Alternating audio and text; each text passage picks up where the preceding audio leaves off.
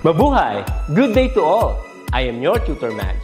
Welcome to ETUlay, a free online tutorial, an initiative of the Department of Education, Information and Communications Technology Service, Educational Technology Unit, ICTS EdTech.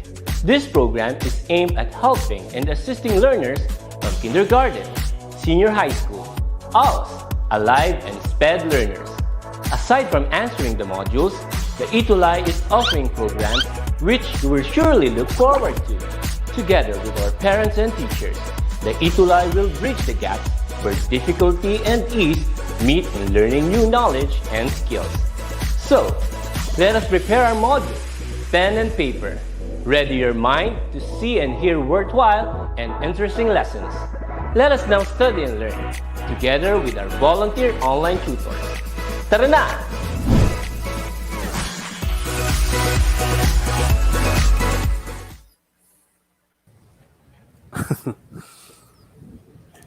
Hello, Tutor Hello, Kit. sir. Hello, Tutor Jerry. Kumusta po? Hopefully, ma-sustain ko ang aking internet connection ngayon, Tutor Kit. I'm sure we'll be okay. Nakakakaba. Yeah, that's fine, Tutor Jerry. At least we're both here, and so far working naman yung ating ang ating internet. So, hello everyone, and hello Tutor Jerry, and welcome sa pilot Hello, Tutor episode Kit. of Creative Nonfiction. Tutor Jerry, ano masasabi mo sa ating episode today? Siyempre, it will be pure excitement since this is our first week sa Creative Nonfiction. Yan. That's right, Tutor Jerry. And I'm excited as well not to meet all of our new tutees and yung mga nanood sa atin last time from Creative Writing. And they're here as well. So maybe Tutor Jerry, no? It's time for our shout out muna. No? So, Shout out. Tutor Jerry, may gusto ka bang i-shout out dyan? Yes, Tutor Kit. Hello sa aking mga bagong students. Sa Humes Department, actually, I have 4. And I already Wow. send the link to our group chat and hopefully manood po silang lahat ngayon. And of course, hello po sa lahat ng mga heads, school heads sa San Mariano District at sa aming Schools Division Superintendent, Dr. Madeline L. Macaling. Yan, Tutor Kit. Nice. Thank you, Tutor Jerry. And I would like also to shout out, give a shout out to my Cristo Rey High School family sa Capas Tarlac, led by our amazing principal, Sir Noel Page, and our head teacher, Ma'am Gina Page. No, and also, hello everyone, lalo na kay Joseph Conrad Bulaklak, no? Siya yung pinakauna sa ating live today. Also, G. Ann De La Cruz Lago, I think she is your student, Tutor Jerry. Naira G. Dagman, and also the talented Keith R.G. Kalunay, Runas, John Marie Sibal, Hazel Gatan Mateo, and everyone else who are here. May mga, hindi ba ako nabati, Tutor Jerry? Natatandaan mo si Kit, Tutor si Kate, Tutor Kit. Si Keith. Hello din kay Shane Dominic Aserit, our a student from our creative writing last time.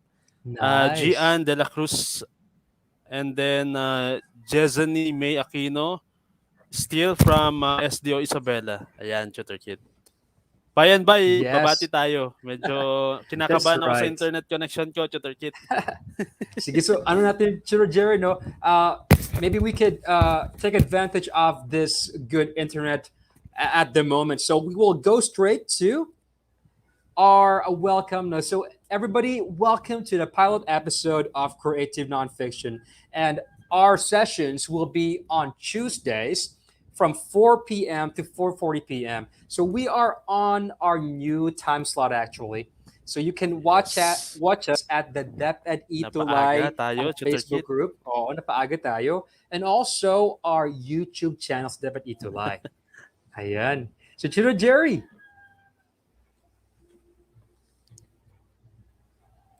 Tutor Jerry? Yes. So this will be the topic for this week, Tutor Kit. Yes. Analyzing themes and techniques in a text, yun yung second week. But then for this week, it Yes. will be Introduction to Creative Non-Fiction. Ayan. So, Yes. magbabakbakan tayo ngayon, Tutor Kit, sa introduction. Yes. Yeah, because I think that creative nonfiction is not that familiar. I mean, creative writing is kind of familiar to you guys, but nonfiction, not so much. So I think it would be wise to start our week with an introduction. No, our first week will be uh, just introduction. So, Tutor Jerry, let's start off with a short activity. No, we have 41 viewers right Yes. now. So, Tutor Jerry, can you tell us about this activity, please? So I think this is word association, creative Yes. nonfiction. And what words or phrases come to your mind when you hear the word creative nonfiction?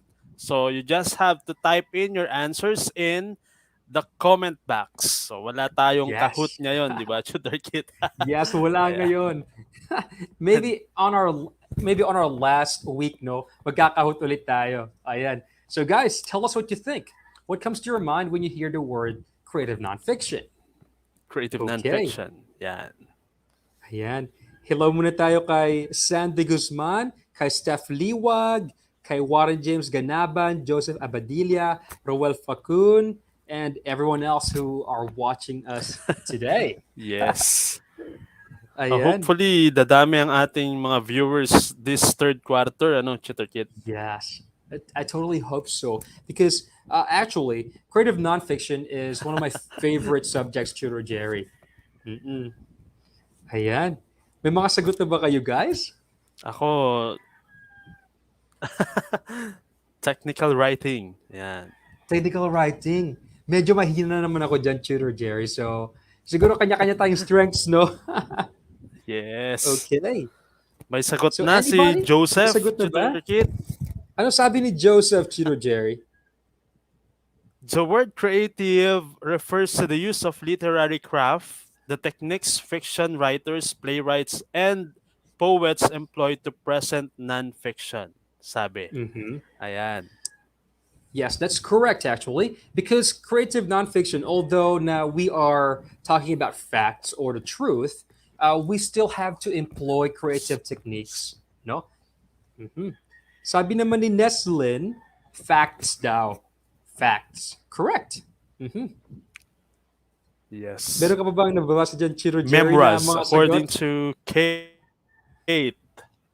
Yes, that's true. Actually, Real it's one of life the events, longer, Tutor no? Kit. The longer kinds of nonfiction. Yes, real life Yes. events, sabi ni, ano, ni Neslin. And those are all correct, guys. Amazing job, no?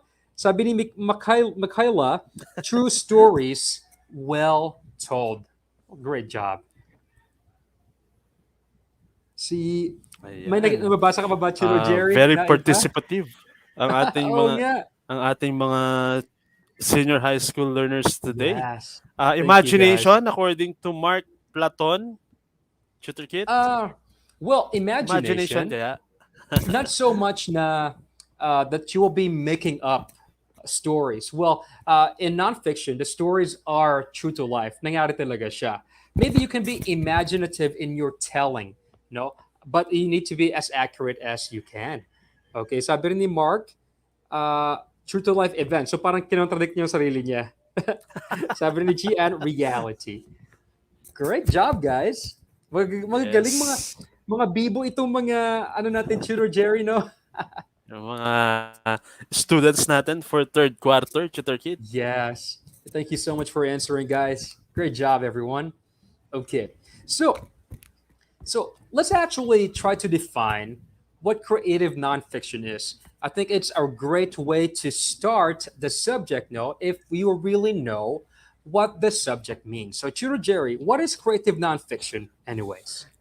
Creative nonfiction is a true story told in a literary way where the plot, character development, and the dialogue are as important as the facts and research. So magka-level up daw yung mga facts and then the research doon sa plot, the character, and the dialogue, because all those things are has something to do with the character and the dialogue. Yun. Tutor Jerry, are you there? Okay. Whew. I don't know where Tutor Jerry is. Nawawala Okay. ako, Tutor Kit. Nawawala ka nga, Tutor Jerry, but it's okay. Okay. Can you repeat what you said just a little earlier, Tutor Jerry? Yes, nonfiction is a true story told in a literary way where the plot, the character development, and the dialogue are as important as the facts and research. Ayun, Tutor Kit. Clear na ba? Yes. Thank you, Tutor Jerry. Yan. Okay. So if you guys notice, no, we are actually put true story in bold because unlike creative writing, no, or fiction, we are talking about like something imaginative, something that you just made up. But for nonfiction, it's actually based on true story. But still, we are retaining the way we write plot, characters, dialogues, and like a story. We still retain those elements, but our basis is yung true to life events na. Okay. Actually, creative nonfiction has many names. Natatatawag siya sa iba-ibang mga pangalan. And here are some of the popular names of creative nonfiction. Tutor Jerry, can you help us?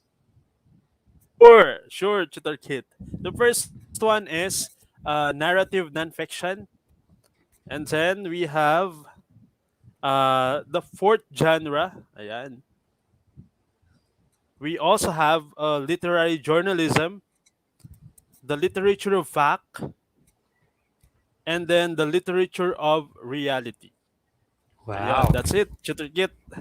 Thank you, Tutor Jerry. Now, if you guys are kind of like questioning, right? Why the fourth genre? So we usually have like fiction, then poetry, then drama. Usually, yun lang yung tinatakel sa high school. But we also call creative nonfiction the fourth genre as its whole, like it's another world of writing. That's why it's called the fourth genre. And we also call it narrative nonfiction because we're also telling stories. Yun lang, true stories na siya. Hindi na siya yung gawa-gawa lang. Ayan. Okay. Tutor Jerry, ano Yes, muna Tutor tayo? Kit. History muna tayo. Brief history, and of course, creative nonfiction has something to do with history. Ayan. Yes. Okay. Okay.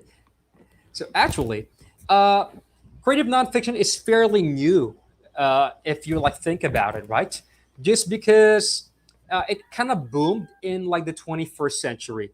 So right now we have like lots of nonfiction books, articles, memoirs, those kinds of materials. No, but actually, creative nonfiction goes all the way from like the 16th century. Uh, the first creative nonfictionist, or we call him an essayist, is Michel de Montaigne. So Michel de Montaigne is a 16th century French writer who popularized essays as a literary form. No? So parang si Michel, sabi niya, gusto ko magsulat ng essay tungkol sa kung ano yung iniisip ko, kung ano yung mga experiences ko. So, he calls that essays, or in Science. English, essays. These are his Essays. reflections. No, so he is the very first creative nonfictionist. And right now, ito naman si Chiro Jerry. Lee Gutkind. Is it properly pronounced, Tutor Kit? Yes, yes, Chiro Jerry. Nice. So, ito naman, creative nonfiction, sabi niya, it allows a writer to employ the diligence of a reporter, the shifting voices and viewpoints of a novelist, the refined wordplay of a poet, and the analytical modes of the essayist. So, nagsama-sama yung mga words na somewhat new, refined, and True. then analytical. something to do with doing an essay talaga. You have to Ito. analyze its statement, its sentence, para you can catch the attention of your readers. Ayan, Chutukit. Yes, that's correct. And also, in addition, Lee Gutkind is actually considered as the godfather of creative nonfiction. So he also established the very first nonfiction magazine, wherein lots of nonfictionists can contribute their essays, their narratives, and it can be read by a wide audience. So kapag nonfictionist ka pala, Chiro Jerry, no, para kang reporter. You only have to report facts kung ano yung nangyari lang. Yes. But Yeah. also, at the same time, you will also use a voice, a points of view, like a short story writer. And then, pwede ka rin gumawa ng wordplay katulad ng poet. And you can also be an analyst. So, if you are in a creative nonfiction kind of genre, ito yung mga roles na gagampanan mo. Ang dami. Medyo madami. Madami, Tutor Kit. Kasi they have to write at the same time. Syempre, first draft, second draft, third draft, and then Yes. final draft. And then after nun, i-analyze nila yung kanilang ginawa if True. okay na para Yes. sa mata ng tao or Oh. hindi pa. Maraming proseso no, Chiro Jerry, but I know they can do it. All right, guys. Right now, we will discuss to you guys Sure. some reasons for writing creative nonfiction. Bakit nga ba, ano nga bang advantages nito? Why do we have to learn how to write creative nonfiction? Okay, let's see. Chiro Jerry, can you help us, please? Yes, Shooter Kit. The first one, the first reason is you want to write a family history or a journal for future generations. Ayan. So, you'll be writing, say for example, now, and then hindi man mabasa ng karamihan ngayon. Of course, that journal will be somewhat read by the future generation if maganda yung journal na yon. Ayan. That's true. Okay. Uh, and number two is you want to share exciting, painful, or extraordinary experiences. So, alam mo yun, yung meron ka, for example, recently lang naranasan na sobra exciting. For example, it was the first time you spoke in public, o di kaya your first breakup, no? Or something extraordinary na, for example, nakakita ka ng UFO, no? Or ng multo. And then you want to share these experiences in writing. These are true to life experiences, and you want to put them on writing. So creative nonfiction is for you. Yes, so definitely Tutor Kit. And pa-shoutout ako, Tutor Kit, pasingit kay Sir Junjun Sure. Ramos and Hi, kay Ma'am sir. Eliza. Ayan, hindi na si Hi, Ma'am Ma'am Kat ang Eliza. ating viewer ngayon, but then si Ma'am Eliza Villamar na sa Alibadabad National High Nice. School. Maybe next time you can like invite them, right, and share their insight as well. Yes. No, maganda yun. Malakas-lakas ang internet ni Ma'am Eliza for sure. Yes, that's right. Sabi ni Mark Platon, reasons in creating creative nonfiction is to tell true to life events, to share insights, no, contributing to your writing competency. That's a pretty good one. Thank you. Yes. Okay. For the third one, Tutor Kit, third reason, you just had a profound realization or insight about an important subject. So, pwede yon. Okay? Especially senior high school, medyo maraming experiences sa mga subjects ngayon Yes, na may kaugnayan sa kanilang buhay-buhay sa that's true. pag-aaral. Yeah, Tutor Kit. And actually, Chiro Jerino, when you're writing creative nonfiction, you don't need to really think about like ano yung isusulat ko. You can just reflect back on what you just experienced, and then you have tons of stories to tell. No, so for example, ito yung number 4. You have survived a difficult childhood or adulthood. So for example, if you had like childhood trauma, you can write actually about them, and it is like a form of like catharsis or like release, no? And then if you also had like it's going through uh some difficulty in your adulthood right now, you can also write about that. I think it's a great what do you call it, it's a great material for a compelling nonfiction story. Okay. Yes. It could also be a basis for them to be inspired day by day, Tutor Kid. Yes. Siguro, titingnan mo doon your progress if you really had one o nag-stepstone ka or I hindi. Ayan. totally agree, Tutor Jerry. So, for the fifth one, Tutor Kit, you want to preserve your feelings and emotions about an experience. Ayan. So, if I remember, or yeah, during our childhood days, mahilig tayo sa mga love letters. Yes. Susulat tayo mga sentimental letters about our selves, about our peers, or somewhat na nakakaapekto sa ating buhay-buhay. Ayan. Ikaw ba, Yes, it's Tutor true, Kit, Tutor may mga Jerry. experiences ka na nagsulat ka ng love letter and then meron pa sa baul mo ngayon, sa baul? Meron pa actually, Tutor Jerry. I actually kept a journal when I was like 19 to 21. And I had those letters too, mga love letters then. Nax. And when I look at them, I am pleasantly like surprised, at the same time embarrassed of my former self. Na-embarrass talaga. Yes, Tutor Jerry. But at the same time, it makes Na-embarrass. me proud, no, that I have come so far. I think that's the reason also for creative nonfiction is to document how we have changed throughout the years. You may actually write about that, how you were before, and compare it to who you are right now. Now, Mhm. yes. Yes. Ayan. And number six, no, you if you want to give hope or inspiration to other people using your own experiences, kapag, for example, you have experienced something, something difficult, and then you overcame it, then you may share that story, and that will also inspire other people. Na makakatulong ka pa sa iba kapag nabasa nila yon. Great reasons for writing nonfiction. Yes, so definitely.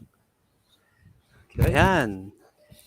So, other than that, Tutor Kit, what are the other reasons kaya do you have in writing creative nonfictions? Okay. Guys, Aside meron pa ba kayong iba? from those five, ayan, may iba pa ba? Bakit tayo gumagawa? Bakit tayo nagsusulat ng mga factual Mm-mm. information about ourselves or about the things surrounding us? Why? Yan ang buhay, True. maraming whys. Yes. Habang nagkita tayo ng sagot nila, Tutor Jerry, I would like to say hi to Marisa Buraga, Angel Jose Butak, Eloisa Pregiliana Pacleba, Luis Del Dumelo Soriano. I think these are all from your division, Tutor Jerry. Yes. Yes, Yes. Shooter Kit. Nag, Ayan. actually, SDO nag-send rin Isabella. ako. Is, as though Yeah. Isabella, wow. Nag-send din ako ng mga link actually sa aming GC, and hopefully they are watching too. Ayan. Actually, Shooter Kit, this is mandatory. Kasi That's wala silang great. wala silang performance output next week na i-record pag hindi nila Hindi sila alam nanood. ang challenge of the week. That's great, Tutor Ayan. Jerry. Okay. Ayan. So, sabi ni Mark Platon, to release your stress. I totally agree.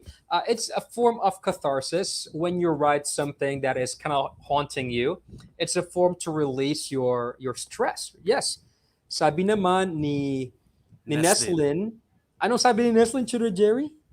Yes, to share some momentous experiences to the world, Tutor Kit. Yes. Ayan.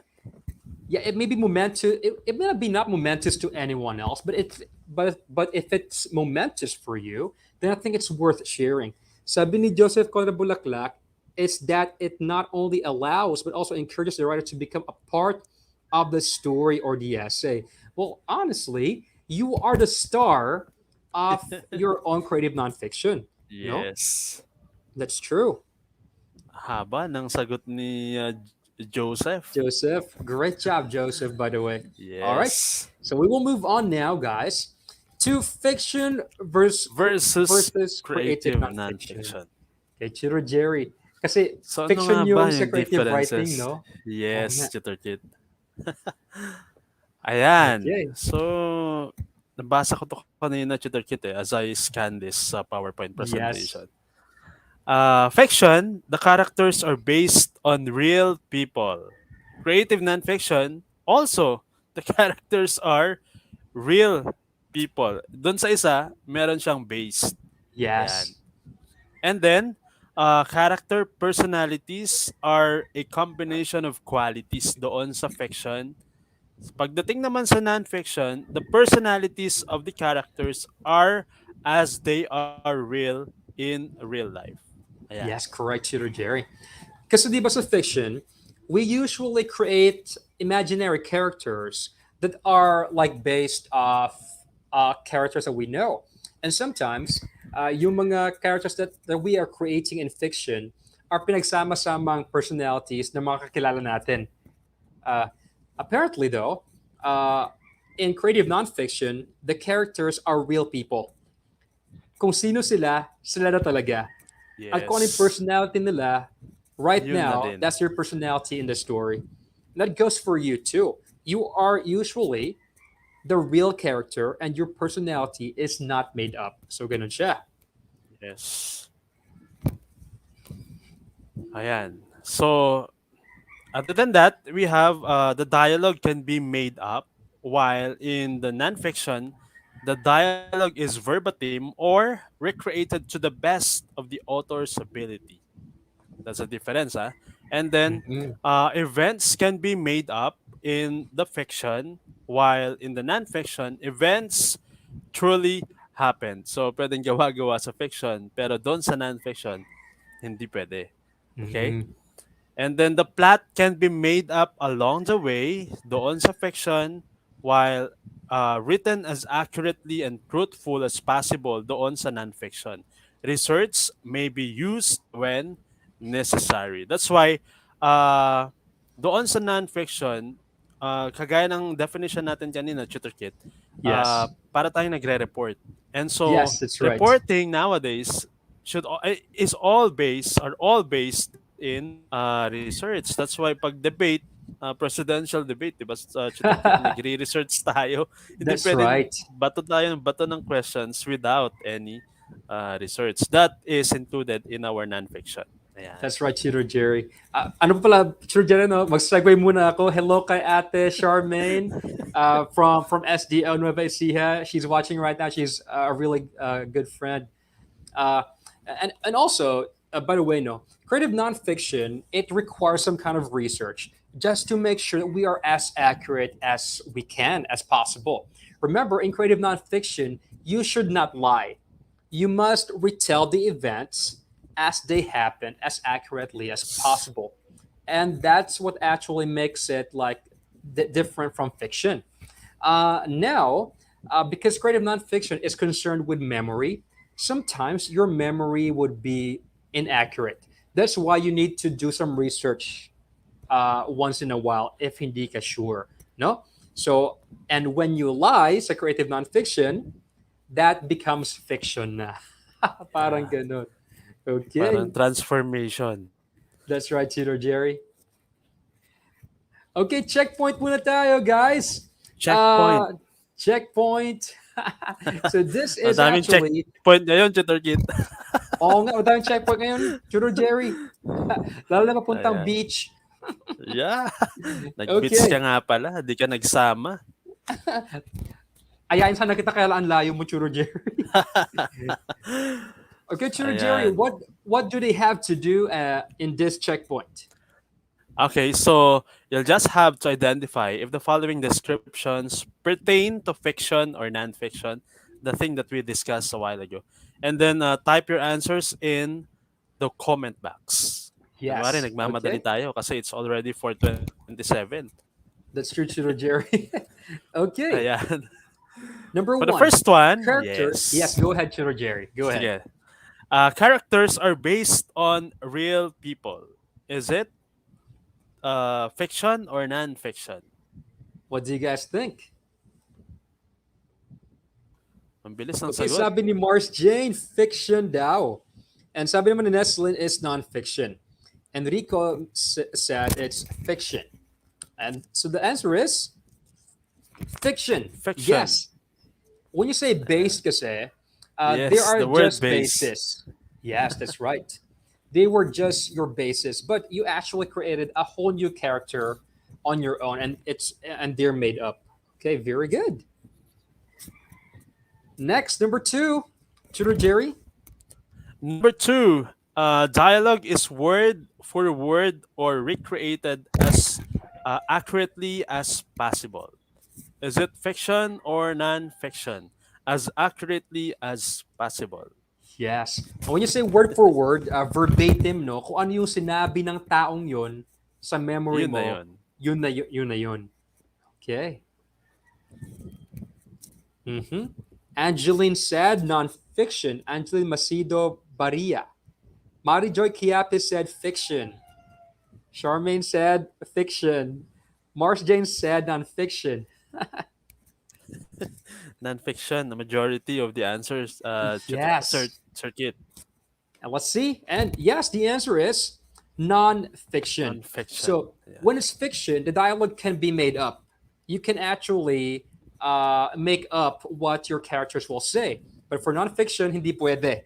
Hindi pwede. Kung ano yung sinabi ng character sa memory mo, that's what you should write in your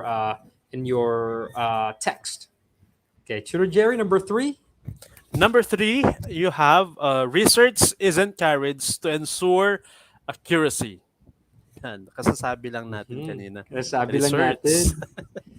Tama pala sina Natalie, sina Keith, RG, Yes. sina Romnick, sina Rogen, Marissa, Junity, Steph, Mark Platon, Rochelle, Hazel Ann. Jonaline.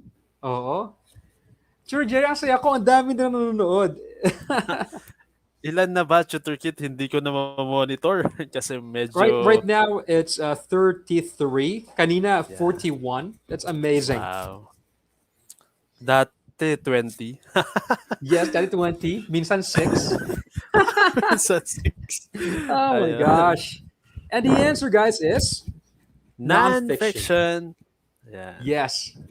Yes. Nonfiction. We use research when you're not so sure about the memory. So it helps with the accuracy. No, so research.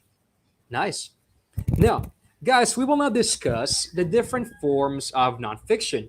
We may not be able to discuss all of these in detail, but throughout this semester, this quarter, we will try our best to walk you through the different forms. So these are the shorter forms of creative nonfiction. Okay, when you say short forms of creative nonfiction, the word count is typically around like 750. That is the lowest to 5,000 words. No, so 5,000 words. That's a little longer too, but it's not enough to create a book, anyways. So we can still include that in the short form. So here are some of the short forms. We have the Yeah. personal essay, the lyrical essay, the travel essay or article, and sometimes it could be also called essay travelogue. No, Yes. a food article. Those are very the food blogs. Those are also forms of creative nonfiction. What else are other forms of creative nonfiction, Tutor Jerry? Yes, Tutor Kit. Naalala ko lang si Ma'am Floyd doon sa food. Okay. So other than that, we have the profile and then literary journalism. Meron na tayong journalism subject sa That's ETUlay. right, Tutor Jerry. Malapit na kasi ang kwan namin, Tutor Kit, online, digital journalism contest Wow, by that's April. amazing. And then science and nature writing, pwede din. And then mosaic, vignette, or hybrid piece. Happy Valentine daw kay Sir Junjun. Happy Valentine's, Sir Junjun. Ramos. Din. And guys, actually, my favorite one here is called the vignette. No, para siyang akala ko nung una vignette. Yun pa, nagutom ako bigla. Alam mo Bagnet. bagnet? But it's actually a Vignette. French word called it's like a vine, vignette. So it's a little or a short form of a short nonfiction piece, and it's like a slice of life. No, and we also have longer forms of creative nonfiction. These are longer forms are usually in book length. No, 50,000 to 100,000 words. Ang tindi, Tutor Jerry. Hindi ko kaya yan, Tutor Kit. Ako rin, di ko pa kaya yan. Ano yung mga examples natin ng mga longer forms of So, non-fiction, Tutor Jerry? yes. Examples are memoirs and then autobiography. We also have biography and then non-fiction novels. Ayan. Novels, hindi ko nga kayang basahin yan. Sulatin pa kaya? Well, I think it Medyo, depends on the novel, no? Mhm. yes, it depends on the novel. Yes, Pwedeng pahinto-hinto tayo sa pagbabasa if that that's is true. really exciting, somewhat Yes. exciting na basahin. I'm actually reading a novel right now, a novel series by Brandon Moore. It's like a young adult author, and it's really good. I think if you pick the right novel, then you will actually not be able to put it down because it's an exciting activity. Yes. So, Tutor Jerry, for the last 7 minutes of our time today, we will be reading a sample of creative nonfiction. And wag kang tatawa, Tutor Jerry. This is actually my sample. This Yan. is a vignette. Yan ang gustong-gusto ko sa aking partner, dear senior high school students. Medyo mataas yung kanyang knowledge regarding writing. Ayan. Hindi Medyo masyado, Tutor Jerry. natutuwa ako. Nag-change But na ng tandems at lahat, Tutor Kit, pero buti na lang. tayo You pa rin stick ang nag-ano, oo. ang nagwagi. Nax. Tayo pa rin ang nag-winax naman. And I'm happy for that, Tutor Jerry. Thank you. Same, Tutor Kit. Okay. So let me explain right now, guys. Uh, Hi pala kay Edward Degolio Ladit, Esdeo Isabella. Okay, so this actually, guys, my experience last night. So, I saw a frog climbing on the wall of my bathroom, of my toilet. Same. Talaga, Tutor Jerry? Yes. Dalawang gabi na may Dalawang frog gabi doon sa na. wall. Yes, and dun siya actually natutulog. And I thought to myself, why not create like a vignette using this as my subject? This is a true story, and a vignette is a short retelling of this story. And also at the same time, it kind of records my insights about this story. So here it is. All right. And Tutor Jerry will just take turns reading this. Yes, Tutor Kit. Okay, so guys, listen up, no, and hopefully you can tell me your insights about this experience as well. So, a frog inched its way up the faded blue wall of my toilet. It was about twice the size of my thumb, with black and green streaks across its shiny back. Why it chose my moist toilet wall is beyond me. Tutor Jerry? Yan.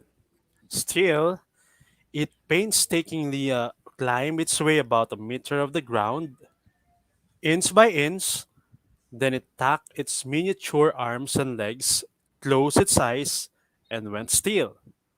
Yes, it kind of slept there, right? It seemed content sleeping in the dark corner of the toilet, ignoring the occasional splash from the water coming from the tap. Tutor Now, Jerry? here I am struggling for the third night now to find a comfortable spot or a sliver of peace on my queen size bed. How dare that frog?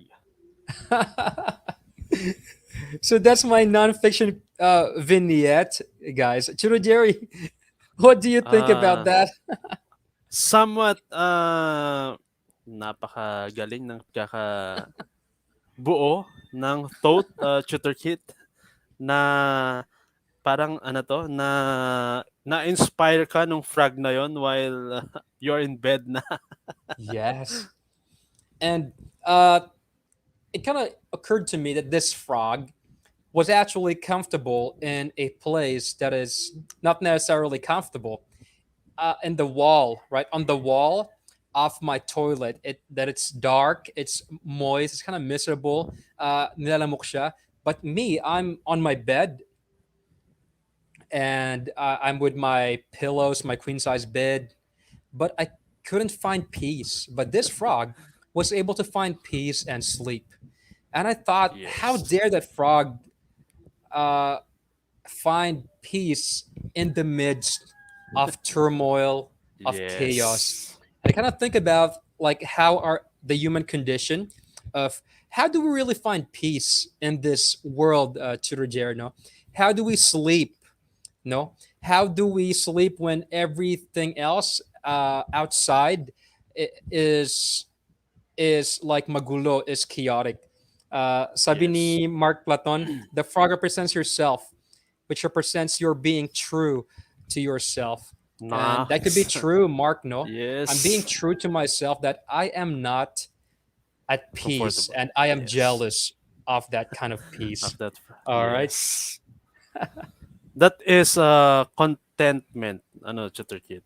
That's right. I think. Nakontento yung frog Mm-mm. doon sa madilim na place. And we should Yes. also be contented as a human being. Totoo, Tutor Jerry, no? And that's maybe how you will find true peace in being content. Yes. Yan. At natapos, tutor kit. Natapos ang ating session. Ayan. Tatapusin natin yan with the challenge of the week. Yes. And of course, you have to do this next week. We are expecting hundreds of outputs. Hundreds talaga, tutor kit. Hundreds talaga. By next week. And our challenge of the week for next Tuesday is simple lang naman. You're going to write a short creative summary of what you learned about creative nonfiction from this session. And you're going to post your summary on Facebook with your picture para hindi ako Yes. mahirapan, hindi kami mahirapan ni Tutor Kit na maglagay ng inyong pictures using the hashtag ETUlay NonFiction. Ayan. Bago yung hashtag natin. Ayan, bago-bago. Yan. Okay, guys, no? We would like to feature you next week. So that's why we would like to ask for your photo. Ayan. And we would like to leave this session with a quote from Maya Angelou. There is no greater agony than bearing an untold story inside you. You have your story, no matter how dark it is, how joyful it is, whatever it is, you have a story to tell. And creative nonfiction is an outlet for you to tell that story. All right, Tutor Jerry? Yes, Tutor Kit. And of course, we'd like to thank everyone who tuned in with us today. And of course, do not forget to be with us again next Tuesday for another creative nonfiction session. Ayan, Tutor Kit. Yes. And thank you, everyone, and have a great day. Ano yung sunod, Tutor Jerry? Meron tayong campus journalism, saka ano yung isa? Yes. Hindi ko matanda. Campus journalism Purposive. na ang aking, purposive writing ata, Tutor Kit. Right, yes. Thank you, everyone. And bye, Tutor Jerry. Thank Bye, you. everyone. Bye, Tutor Kit.